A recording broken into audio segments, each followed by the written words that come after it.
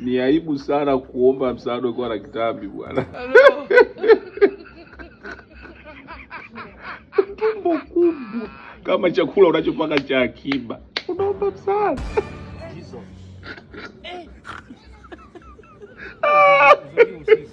Ukishakula kitambi, kwanza sisi tunaamini kwenye vitambi ndo ana hela. Unajua waheshimiwa. Sasa kama una kitambi jitahidi kutokuomba msaada. Unatia aibu unakuwa kama kubwa jinga kwanza. Wewe useme ukweli wewe nani bwana? Wewe unaomba msaada na kitambi. Unakizalisha kitambi chako.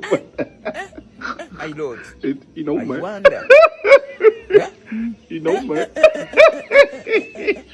Wewe hiyo baya.